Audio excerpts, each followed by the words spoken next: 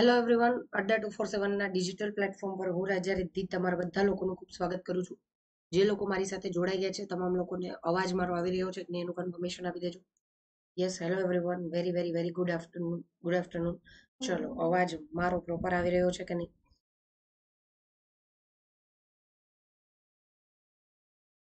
Okay,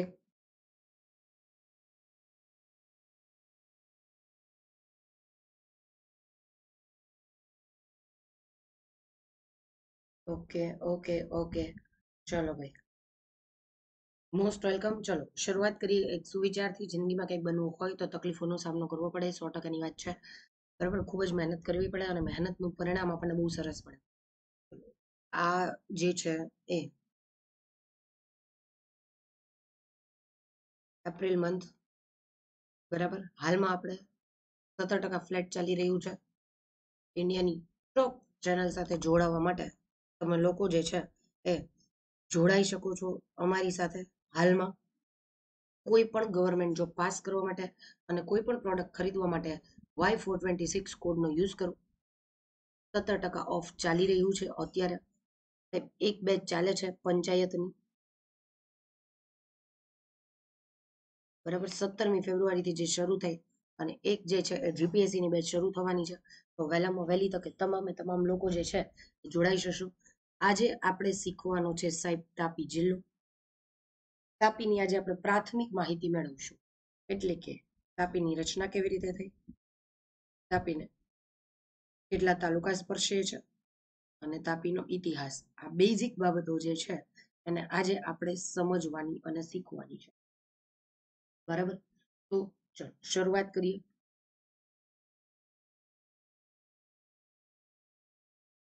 સૌથી પહેલા તો તાપીની સરહદ વાત કરીએ તો સાહેબ તાપી છે ને અહીંયા આપણા તળ ગુજરાતમાં આવેલું છે. સુરત, તાપી, નવસારી, ડાંગ, વલસાડ, બરાબર. અહીંયા આપણો ક્યાંક તાપી આવેલો છે. અહીંયા આપણું છે ભરૂચ, નર્મદા, આ હિસ્સો છે. તો હવે સમજો, સરહદ જે છે એ સ્પર્શે ભાઈ. ઉત્તર બાજુ આવેલો છે નર્મદા જિલ્લો. અહીંયા જુઓ, પૂર્વમાં જોવા મળે આપણને મહારાષ્ટ્ર રાજ્યની સરહદ.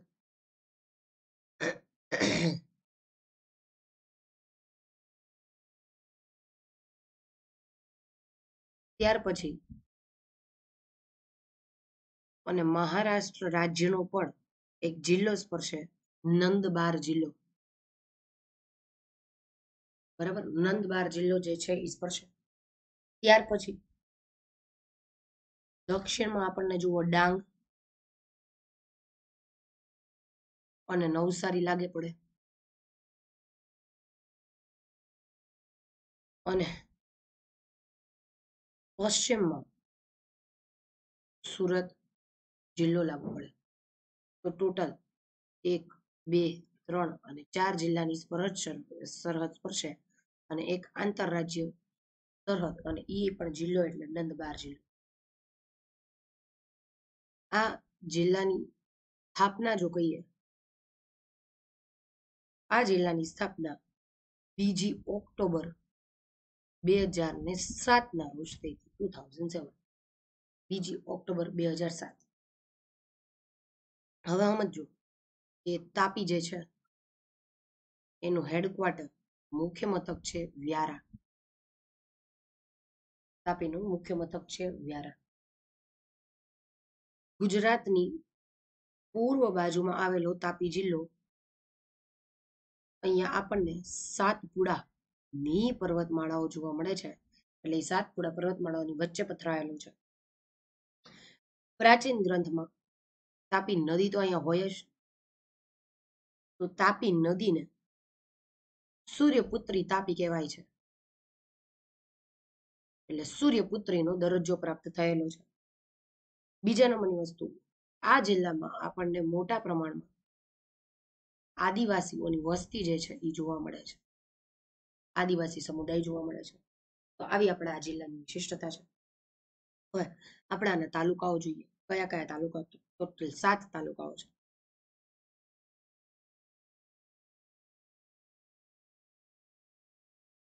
તાલુકો નંબર 1 એટલે વ્યારા, જેનું હેડક્વાર્ટર છે.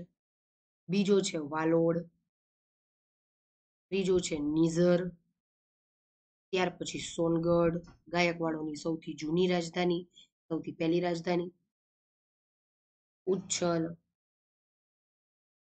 કુકરમુંડા અને ડોલવણ. બરાબર, ટોટલ 7 તાલુકાઓ જે છે એ આવેલા છે. ઓકે, જિલ્લાની રચના આપણે જોઈ 2 ઓક્ટોબર 2007. ઇતિહાસની વાત કરીએ. ઓકે, ઇતિહાસ બહુ નાનો છે પણ અતિ મહત્વનો છે. નંબર 1 જોજો. હમણાં જ વાત કરી એવી રીતે ગાયકવાડ શાસનની શરૂઆત. ગાયકવાડ શાસન એટલે આપણા ગુજરાતનું સૌથી જૂનું શાસન. એ ગાયકવાડ શાસનની શરૂઆત તાપી જિલ્લાના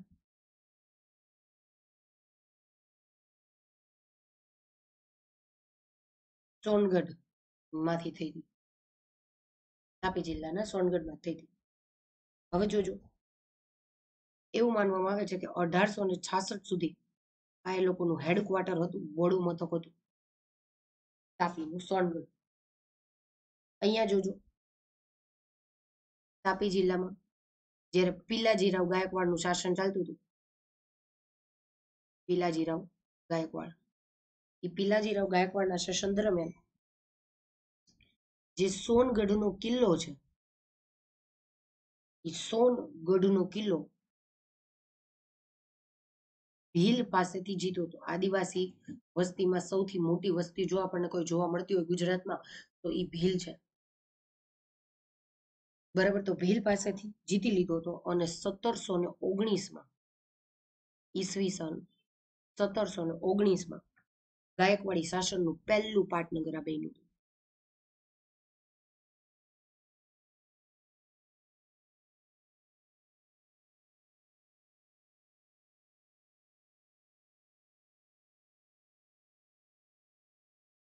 બરાબર, પહેલું પાટનગર. તાપી જિલ્લાનું સોનગઢ 1866 સુધી રાજધાની હતી. હેડક્વાર્ટર જે હતું કોનું હતું? તો કે ગાયકવાડ શાસનની. કેવી રીતે શરૂઆત થઈ હતી? તો કે પિલાજીરાવ ગાયકવાડે 1719માં ભીલ પાસેથી તાપી જિલ્લામાં આવેલો કિલ્લો જે છે, સોનગઢમાં આવેલો કિલ્લો જે છે, એ જીતી લીધો અને ગાયકવાડી શાસનનું પેલું પાટનગર બન્યું. ત્યાર પછી શું થાય છે? તો કે આપણને તરત જ ગાયકવાડ આવે એટલે વડોદરા યાદ આવે. તો ઈસવીસન 1934માં દામાજીરાવ ગાયકવાડ આવે છે અને આ દામાજીરાવ ગાયકવાડ જે છે, દામાજીરાવ ગાયકવાડે વડોદરાને પાટનગર બનાવ્યું.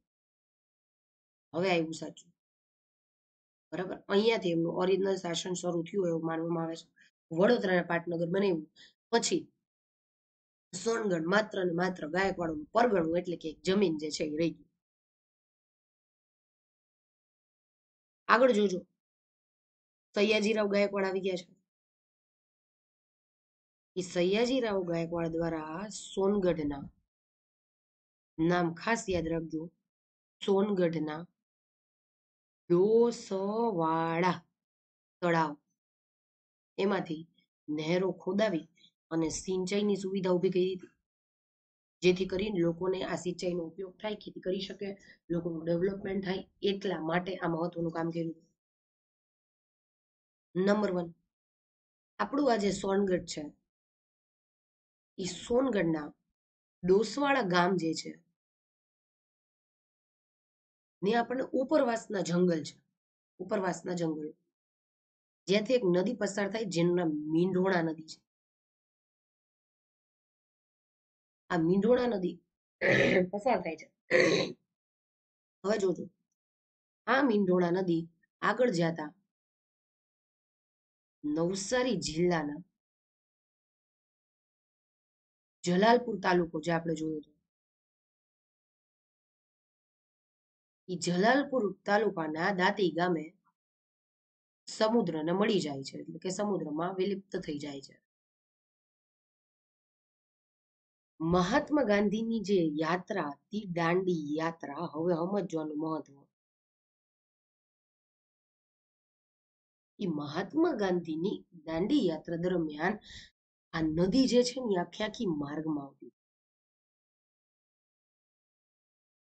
અને સત્યાગ્રહીઓ આ નદી આરામથી પસાર કરી શકે એટલા માટે, જો ખાસ સત્યાગ્રહીઓને આ નદી નડે ને એ સરળતાથી પસાર કરી શકે એટલા માટે સુરત જિલ્લાના 84 તાલુકાના પપલેઠા ગામથી હિન્દુ મુસ્લિમ લોકો ભેગા થયા. જોજો હો, આ મહત્વની વાત છે. હિન્દુ અને મુસ્લિમ લોકો એકઠા થયા. હિન્દુ મુસ્લિમ લોકોએ એકઠા થઈ, ભેગા થઈ અને શું કર્યું તો કે પોતાના ગાડા બધાય નદીઓમાં મૂકી દીધા, અને ઈ ગાડા નદીઓમાં મૂકી એક સરસ મજાનો પુલ બાંધી દીધો. આ મહત્વનું કામ કરેલું. તો આ આપણો ઇતિહાસ હતો. થોડીક માહિતી આપણે ભૂગોળ વિશે લઈએ. થોડીક માહિતી.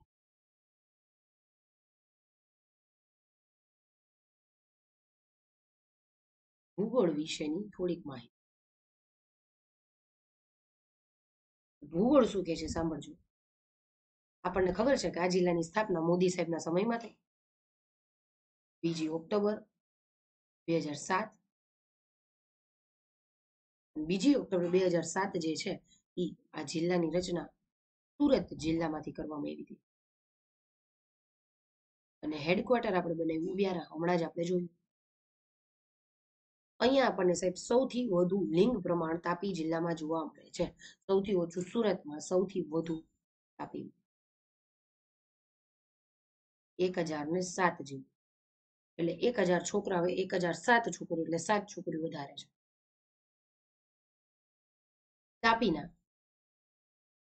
તાપી નદી જે છે એ ગુજરાતના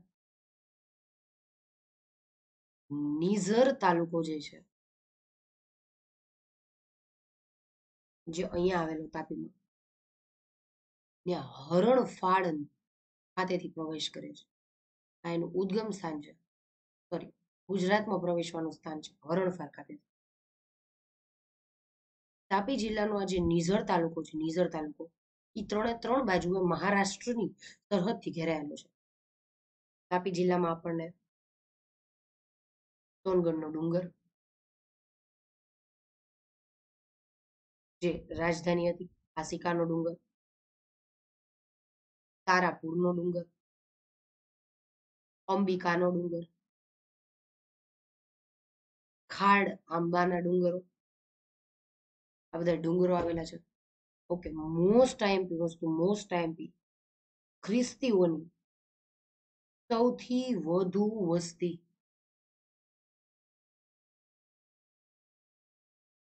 સૌથી વધારે વસ્તી આપણને અહીંયા જોવા મળે. આપણો જે તાપી જિલ્લો છે સાહેબ, એનો ઉચ્છલ તાલુકો અને મહારાષ્ટ્રનો નવાપુર તાલુકો. આ ગુજરાતનો, આ મહારાષ્ટ્રનો.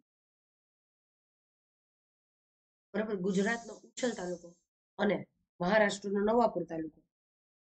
એવું કહેવાય છે કે આ બે સહિયારા રેલવે સ્ટેશન.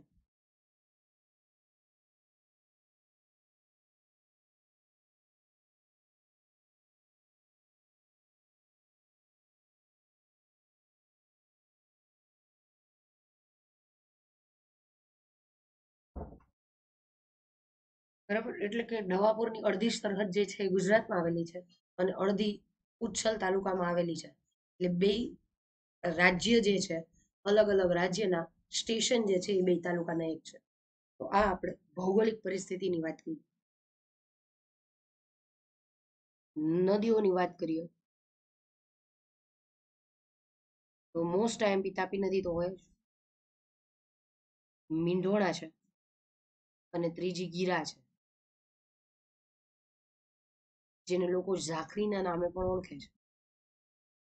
ઓકે, હવે જોજો વ્યારા જે છે એ મીંઢોળા નદીના કિનારે આવેલું છે. નીઝર નદી જે છે, નીઝર અને કુકરમુંડા, નીઝર અને કુકરમુંડા આ બંને જે છે તાપી નદીના કિનારે આવેલું છે. અને વાલોડ એક નાની નદી છે, વાલ્મીકી નદી, એના કિનારે વસેલું. તો આ આપણા જિલ્લાની ભૌગોલિક માહિતી થઈ. હવે આપણે જેવી રીતે વાત કરીએ છીએ એવી રીતે કે પાર્ટ 1, 2માં ઇતિહાસ, ભૂગોળ અને બેઝિક માહિતી, હવે આપણે મહત્વના તાલુકાઓની ચર્ચા કરવાની રહેશે, જે આપણે આવતા લેક્ચરમાં જોઈશું. જે પણ લોકો ફર્સ્ટ ટાઈમ પહેલી વખત હોય એ તમામ લોકો ખાસ આપણી યુટ્યુબ ચેનલ જે છે એને સબસ્ક્રાઇબ કરી દેજો. કોઈ પણ પ્રોડક્ટ જે છે તમારે ખરીદી હશે તો 17% ઓફ ચાલી રહ્યું છે. Y426 કોડ છે જેનો યુઝ કરી શકો છો અને ખાસ આવનારી બેચોને એનરોલ કરી શકો છો. અને Adda247 ગુજરાતની આપણી ચેનલ છે, જે તમે આ બારકોડ સ્કેન કરશો એટલે તમને મળી જશે. અને બાકી Adda247 GPSC સર્ચ કરશો એટલે પણ તમને મળી જશે, જ્યાંથી તમને તમામ લેક્ચરની અપડેટ જોવા મળશે. તો ખાસ બધા લોકો જે છે એ આપણી ચેનલને લાઈક કરી દેજો. લેક્ચર ગમ્યો હોય તો એને પણ લાઈક કરી દેજો, કોમેન્ટ કરજો અને ખાસ લેક્ચરની લિંકને શેર કરજો. અને વહેલામાં વહેલી તકે આપણી ટેલિગ્રામ ચેનલમાં જોઈન થઈ જજો. ચાલો આજે અહીંયા સુધી રાખીએ. જય હિન્દ, જય ભારત, આવજો.